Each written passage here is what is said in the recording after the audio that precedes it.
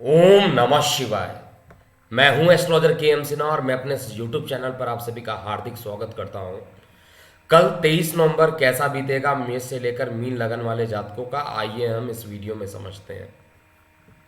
इस वीडियो को प्रारंभ करूं इससे पहले आपके दो प्रश्न जो लगातार कमेंट बॉक्स में आते हैं या हमारे व्हाट्सएप पर आते हैं, उनके उत्तर।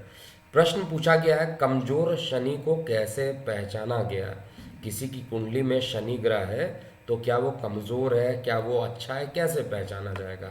और दूसरा क्वेश्चन, प्रदोष व्रत क्या है और कितने प्रकार का होता है, इसके बारे में पूछा गया है। दोनों ही रोचक प्रश्न हैं और इन दोनों प्रश्नों के उत्तर को आराम से समझिएगा। देखिए, शनि ग्रह के बारे में ये कहा गया है कि शनि ग्रह वायु तत्व होता है। शनि ग्रह जो होता है वायु तत्व होता है। और शनि ग्रह अगर किसी की कुंडली में अशुभ होता है तो उनके घर में अगर कोई काले रंग का कुत्ता पाल रखा हो या भैंस हो, यानी काले रंग की किसी भी चीज़ जो जीवित चीज़ें हैं उनकी मृत्यु हो जाना स्वाभाविक हो जाती है। तो काले रंग के पशुओं का अगर डेथ हो जाता है तो इसका मतलब है शनि आपका जो है वो खराब हो रहा है या खराब हो चुका है। या अकस्मात कहीं की आपके घर की बाउंड्री जो बना हुआ है वो गिर जाए या बिल्डिंग किसी की गिर जाती है तो भी कहा जाता है कि शनि अशुभ माना जाता है। ये तो इंट्यूशनल चीज़ें हैं जो कि शनि के अशुभ होने को बताती है। लेकिन शनि अगर अशुभ होता है तो सबसे पहला चीज़ है कि आपकी इंट्यूशन पावर जो है ख़त्म हो जाती है। आप किसी के बारे में कुछ भी जैसे एक होता है सिक्स्थ सेंस का काम करना, तो कई लोगों को कई घटनाएं जो होती हैं पुनर्वास हो जाती है कि ये घटनाएं घटित हो सकती हैं। तो इन घटनाओं के पॉजिटिव या नेगेटिव जो भी चीज़ें रिजल्ट आएंगे, ये इनका एक आप ये कहिए कि एक इंट्यूशनल पावर जो होता है वो जो शरीर के अंदर जागृत हो जाता है वो जागृत होना ख़त्म हो जाता है और इंसान को नींद भी नहीं आती। तो ये कमज़ोर शनि का लक्षण होता है। कैसे सही किया जाए, तो शनि से संबंधित चीज़ों का दान कीजिए।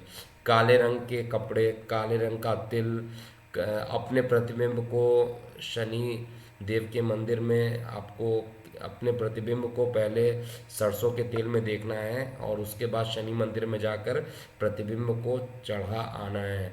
ऐसा करने से जो है आपके शनि शुभ हो जाते हैं। और पीपल के जड़ के पास आपको प्रत्येक शनिवार को दीपक जलाना चाहिए। ऐसा लिखा गया है वेद पुराणों में और ज्योतिष के बुक में भी कि अगर शनि कमज़ोर हो तो ऐसा उपाय करने से शनि की अशुभता जो होती है कम हो जाती है। दूसरा, प्रदोष व्रत क्या होता है ये पूछा गया है। इससे पहले बता दूं कि कल किसी कारणवश मैं ट्रैवलिंग पे था तो राशिफल नहीं प्रस्तुत हुआ, लेकिन मैं आगे यही कोशिश कर रहा हूं क्योंकि अभी लगातार बैक टू बैक मेरी ट्रैवलिंग होने वाली है। लगातार ट्रैवलिंग रहेगा और डिस्प्ले में आपको दिखाई भी दे रहा होगा कि किस दिन मैं कहाँ पर ट्रैवलिंग करूँगा। तो यहाँ पर 23 नवंबर के लिए तो मैंने बना दिया, बाकी जो होंगे जब ट्रैवलिंग पे रहूँगा उससे पहले इसको पोस्ट कर दिया करूँगा जिससे कि दिक्कत ना हो। आपको शेड्यूल कर दूंगा, अपने टाइम पर ये शेड्यूल्ड पोस्ट हो जाएगा। अब दूसरा क्वेश्चन है, प्रदोष व्रत किसे कहते हैं, प्रदोष होता क्या है। देखिए, आप लोगों ने सुना होगा कि दक्ष प्रजापति की जो कन्याएं थे जिनसे चंद्रमा जी का विवाह हुआ था, और उनके श्राप के कारण प्रजापति जी के श्राप के कारण जब चंद्रमा का शरीर क्षय हो रहा था, उनको मृत्यु तुल्य कष्ट की अनुभूति हो रही थी, तो वहाँ पर पार्वती जी के कहने के कारण वहाँ पर लोगों ने जब महामृत्युंजय का जाप किया तब जाकर जो चंद्रदेव हैं उनकी बॉडी में रिलैक्सेशन मिला। लेकिन शिव भगवान ने बोला कि अगर ये क्योंकि दक्ष प्रजापति जी ने इसको श्रापित किया हुआ है, आपको श्राप दिया है, तो मैं इसका तोड़ पूरे तरीके से नहीं कर सकता हूँ। मैं आपको इतना रिलैक्सेशन दे सकता हूँ कि प्रत्येक 15 दिन आपकी बॉडी सही रहेगी, फिर उसके बाद प्रत्येक 15 दिन के बाद बॉडी जो है वो कमज़ोर होने लगेगी। तो इस तरीके से प्रदोष व्रत की कथा यहीं से स्टार्ट हो जाती है, और जितने भी पक्ष होते हैं, कृष्ण पक्ष और शुक्ल पक्ष, इसकी त्रयोदशी तिथि यानी 13th डे जो पड़ता है, त्रयोदशी तिथि को हम लोग प्रदोष मनाते हैं। और प्रदोष जो होता है भगवान शंकर जी के लिए पूरे तरीके से समर्पित होता है, और ये दिन के हिसाब से प्रदोष का नाम अलग अलग हो जाता है। जैसे चंद्रवार को पड़े यानी सोम प्रदोष हो जाता है, अगर मंगलवार को होता है तो इसको भौम प्रदोष कहते हैं। इसी तरीके से बाकी दिनों पर भी दिनों के नाम को ऐड करके प्रदोष कर दिया जाता है। जैसे शनि प्रदोष, भौम प्रदोष, ये सब काफ़ी नाम आप लोगों ने सुना होगा। ये सभी अगर त्रयोदशी के दिन, चाहे वो कृष्ण पक्ष हो या शुक्ल पक्ष हो, उसकी त्रयोदशी के दिन अगर ऐसा होता है तो उस समय जिस प्रकार भगवान शंकर जी ने चंद्रमा को मृत्यु से बचा लिया था, उनके शरीर को खराब होने से बचा लिया था, उसी तरीके से ये मान्यता है धार्मिक पुस्तकों में कि अगर हम इस दिन व्रत रखते हैं तो हमारे भी जो शरीर की नकारात्मक चीज़ें हैं वो ख़त्म हो जाएगी, और सांसारिक चीज़ों को आप सही तरीके से जी पाइएगा,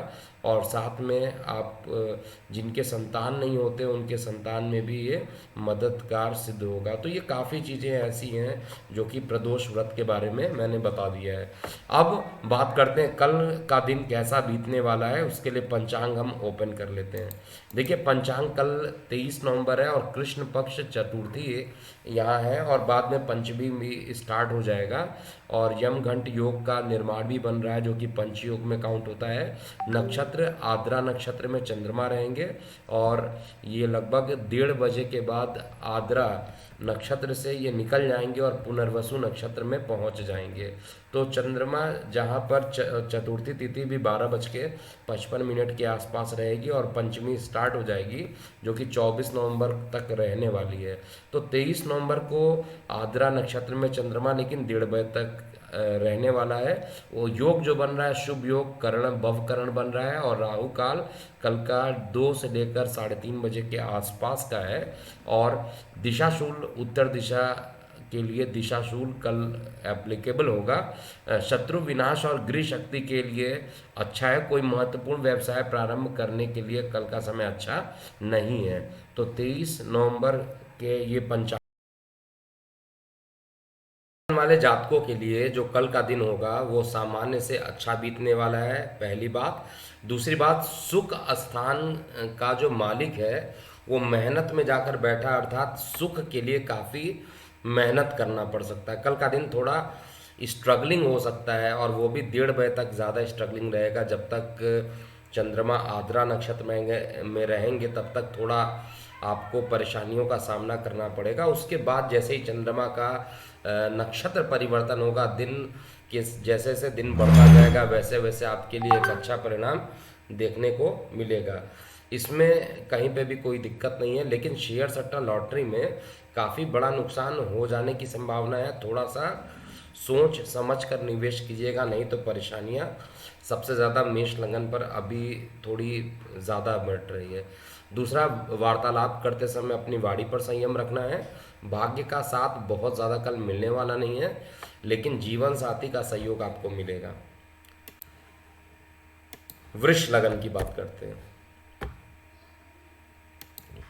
देखिए वृष लगन में आपका जो लग्नेश है अष्टम में बैठा, सबसे बड़ी प्रॉब्लम।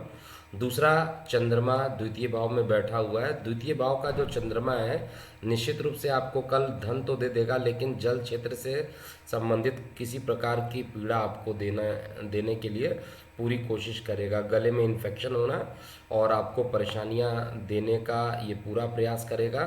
परिवार में विवाद भी कराने की कोशिश करेगा। तो 1:30 बजे तक का जो टाइम है वो काफ़ी कन्फ्यूज़न वाला टाइम रहेगा वृष लगन वाले जातकों का। वैसे उसके बाद धीरे धीरे जैसे जैसे दिन बढ़ते जाएंगे वैसे वैसे सकारात्मक पक्ष भी आपके सामने आता जाएगा। इस समय शत्रु और रोग ऋण आपसे थोड़े दूर रहेंगे, लेकिन सबसे बड़ी परेशानी अभी भी जो दिख रही है वो जीवन साथी के साथ मतभेद होने की संभावना दिखाई दे रही है, जिस कारण आपको कुछ परेशानियों का सामना करना पड़ सकता है। इसके अलावा जो भाग्य है आपका सामान्य रूप से बना रहेगा और सामान्य रूप से आपका भाग्य साथ देगा, लेकिन किसी भी प्रकार के शेयर सट्टा लॉटरी में निवेश करने से अभी एक अच्छा टाइम नहीं है। कल के लिए आपको अधिक अगर शुभ बनाना हो तो ज़्यादा से ज़्यादा ब्लैक कलर पहनिए, और दूसरी बात, शुक्र का बीज मंत्र भी आपको कर लेना चाहिए। मिथुन लगन की बात किया जाए तो मिथुन लगन में कल का दिन जो है थोड़ा मिश्रित परिणाम देने वाला है। एक तो लग्नेश जो है स्थान परिवर्तन का योग बनाया है, दूसरा जो है आपके दशम स्थान पर शनि बृहस्पति की युति अब खत्म हो चुकी है।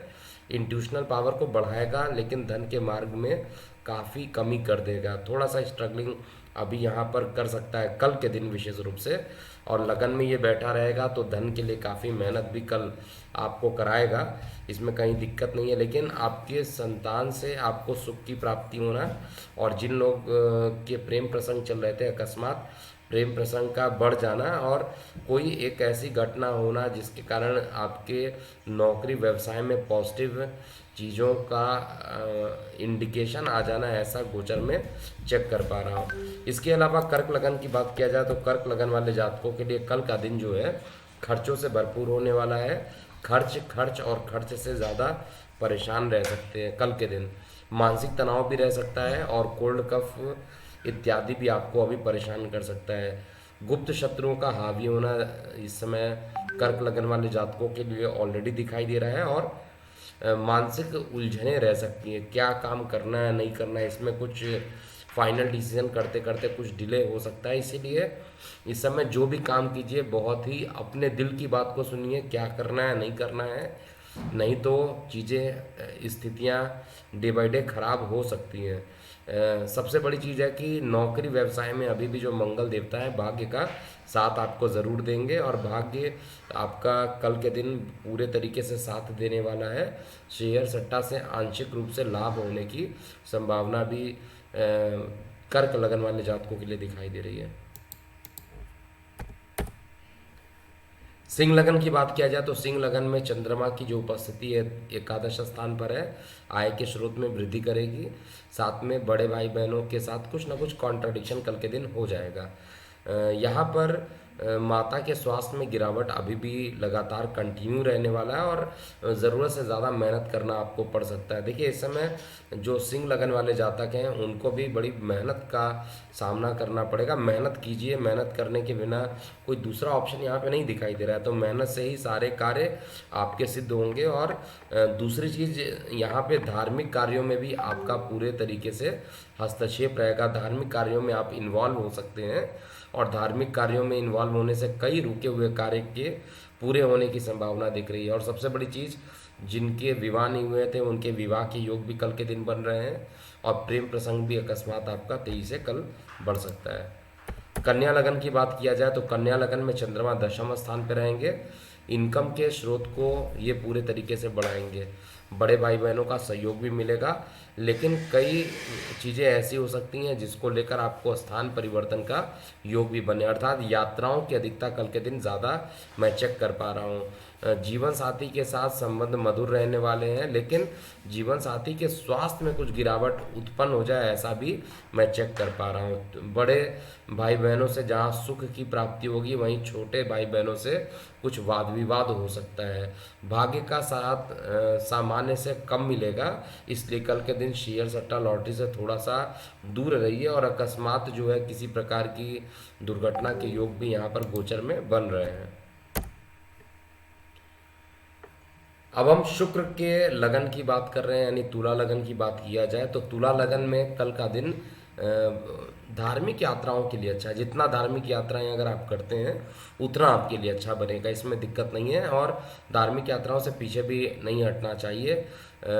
अब धीरे धीरे जैसे जैसे गोचर आगे बढ़ेगा, 8 दिसंबर के बाद जैसे ही आपका लग्नेश निकल के सुख स्थान पर आएगा, तब जाकर आपको रिलैक्सेशन दे देगा।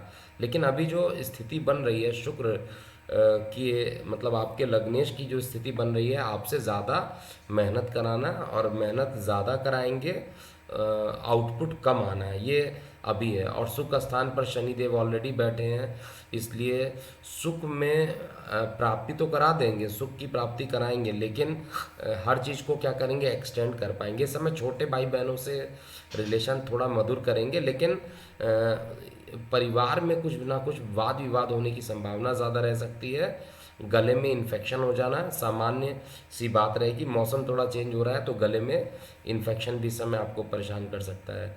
हालांकि जीवन साथी का आपको सहयोग मिलेगा और कार्य व्यवसाय के दिन कल आप कोई बड़ा काम निकालने में समर्थ रहेंगे। वृश्चिक लगन की बात करते हैं। देखिए, वृश्चिक लगन में स्थिति बहुत अच्छी अभी नहीं बन रही है, क्योंकि एक तो सूर्य केतु दोनों लगन में जाकर बैठे हुए हैं, और सूर्य केतु का लगन में एक साथ जाकर बैठना मानसिक तनाव को आपको मानसिक रूप से परेशान कर सकता है। दूसरा, यहाँ पर चंद्रमा भी कल अष्टम में रहेंगे, तो कल किसी प्रकार के नए फैसले मत कीजिएगा। कल किसी प्रकार का नया निर्णय लेना या नया फैसला करना या नया कार्य व्यवसाय को प्रारंभ करना, इस चीज़ों पर आपको कल वेट कर लेना चाहिए। कल का दिन बहुत अच्छा नहीं बीतने वाला है। सुख के लिए भी काफ़ी मेहनत करना पड़ेगा, और यहाँ पर छोटे भाई बहनों के साथ संबंध तो मधुर कर देंगे, लेकिन आपको मैं कई बार बता चुका हूँ, अभी धार्मिक यात्राओं पर आपको ज़्यादा फोकस करना चाहिए या मेडिटेशन पे ज़्यादा फोकस करना चाहिए। जितना ज़्यादा मेडिटेशन आप कर लेंगे, उसका रिस्पांस उतना ही जल्दी आपको आएगा। गुप्त शत्रुओं का कल के दिन समापन होता हुआ मैं देख पा रहा हूँ, यानी कल के दिन गुप्त शत्रु जो रहेंगे वो समाप्त होते हुए मुझे दिखाई दे रहे हैं। धनु लगन की बात किया जाए तो धनु लगन के लिए कल का दिन जो रहेगा वो सामान्य से अच्छा होने वाला है। जो कार्य और नौकरी के लिए बात किया जाए तो उसमें अकस्मात आपको स्थान परिवर्तन के साथ साथ प्रमोशन के भी योग बन रहे हैं, अर्थात किसी यात्राओं पर आपको निकलना पड़ सकता है, और प्रेम प्रसंग आपके कल के दिन काफ़ी बढ़ने वाले हैं। शेयर सट्टा लॉटरी से भी आप लाभान्वित होंगे, और विदेश में जो लोग रह रहे हैं उनके जो पब्लिक रिलेशन होंगे वो थोड़े से ख़राब हो सकते हैं, तो वार्तालाप करते समय थोड़ा ध्यान देने की कोशिश कीजिएगा, नहीं तो परेशानियां बढ़ सकती है। किसी प्रकार के लंबी दूरी की यात्राओं को, बहुत लंबी दूरी की यात्राएं हों तो थोड़ा सा टाल दीजिएगा, नहीं तो अभी कल के दिन अपने मस्तक पर केसर का तिलक लगाकर ही यात्रा करें। उत्तर दिशा में बिल्कुल भी यात्रा ना करें, वहाँ पर एक्सीडेंट होने की संभावना यहाँ पर दिख रही है। मकर लगन की बात किया जाए तो मकर लगन में कल का दिन जो रहने वाला है काफ़ी अच्छा रहने वाला है। एक तो नौकरी व्यवसाय में कुछ पॉजिटिव न्यूज़ आना है, दूसरा कोई प्रतियोगी परीक्षाओं में अगर आप इन्वॉल्व हुए तो उसमें भी अच्छा न्यूज़ आएगा, लेकिन अकस्मात हाइपर एसिडिटी का बढ़ जाना और लंबी दूरी की यात्राओं पर निकलना ऐसा दिखाई दे रहा है। इस समय जीवन साथी के स्वास्थ्य में अचानक गिरावट आ सकता है, जिसके कारण आप भी थोड़े परेशान हो सकते हैं। लेकिन इस समय जो सबसे बड़ी चीज़ निकल के सामने आ रही है वो आपको धन के लिए भी काफ़ी मेहनत करना पड़ेगा। धन का जो फ्लो होगा, इनफ्लो होगा, वो बहुत ईजिली नहीं होगा, काफ़ी मेहनत करने के बाद ही आपको इसका आउटपुट आते हुए देखने को मिलेगा। और जो लोग आर्किटेक्ट के रूप में काम करते हैं, जो लोग कला से रिलेटेड कोई काम करते हैं, या इस लगन वाले जातकों में स्थान परिवर्तन का योग बना हुआ है, और जिनको अपने जॉब को स्विच करना चाहते हैं उनके लिए अच्छा समय कल के लिए आप स्विच कर सकते हैं। कुंभ लगन की बात किया जाए तो कुंभ लगन में जो चंद्रमा की उपस्थिति दिख रही है पंचम में, ये आपके लिए एक मिश्रित परिणाम देगी। एक तरफ जहाँ उधर संबंधित कुछ इन्फेक्शन हो जाना, पेट में दर्द होना, ऐसी चीज़ें लगेंगी, वहीं दूसरी तरफ राजनीतिक सफलता आपको मिलेगी। कार्य व्यवसाय में आप अपने कार्यों को निकलवाने में समर्थ रहेंगे। छोटी दूरी की यात्राएं भी होंगी और आपका पराक्रम बढ़ा रहेगा। छोटे भाई बहन इस समय आपके सबसे मददगार सिद्ध होंगे, और किसी भी प्रकार के नए इन्वेस्टमेंट करने के लिए कल का दिन अच्छा है। प्रेम प्रसंग ज़्यादा कल के दिन आपके बड़े रहने वाले हैं, और मतलब आपका हेल्थ भी जो रहेगा वो सामान्य से अच्छा रहने वाला है। इसका मतलब कुल मिलाकर अच्छी स्थिति अगर कल के लिए बन रही है, सबसे अच्छी स्थिति पूरे गोचर में, तो कुंभ के लिए बहुत अच्छी स्थिति कल के लिए बन रही है। मीन लगन के लिए बात किया जाए तो मीन लगन में स्थान परिवर्तन के योग लगातार अभी बने हुए हैं। किसी भी दिन स्थान परिवर्तन के योग का न्यूज़ भी आपको सुनाई दे देगा। जो भी मीन लगन वाले जातक है जनरली, अगर आपकी कुंडली में भी दशांतर दशा उसके अकॉर्डिंग फॉलो चल रही है तो ये निश्चित रूप से ऐसा करेगा। कार्य व्यवसाय को लेकर किसी प्रकार के आप पर इल्ज़ाम लगाए जा सकते हैं, इसलिए जब भी कोई रिस्पॉन्सिबिलिटी लीजिए उस पर पूरा नाप तोल करके और जिम्मेदारी के साथ रिस्पॉन्सिबिलिटी लीजिए, नहीं तो किसी चीज़ को लेकर आपके कार्यों पर जो आपके शत्रु होंगे वो आपको फंसाने की कोशिश करेंगे। इसके अलावा संतान से सुख की प्राप्ति का योग भी कल दिखाई दे रहा है, और जो काफ़ी परेशानी माता को चल रही थी वो भी परेशानी खत्म होगी। धार्मिक धर्म के प्रति आपका झुकाव बढ़ता जाएगा, और ये झुकाव जो है वो आपके लिए अच्छा रहेगा। इस समय गोचर में बस आपकी जो कुंडली है वो आपके पिता के लिए भारी है। पिता के स्वास्थ्य में अचानक गिरावट आते हुए मुझे दिखाई दे रहा है। तो ये था पूरा मेष से लेकर मीन लगन वाले जातकों का कल अर्थात 23 नवंबर कैसा बीतेगा। अभी के लिए इतना ही। मैं हूँ एस्ट्रोलॉजर के एम सिन्हा। ओम नमः शिवाय।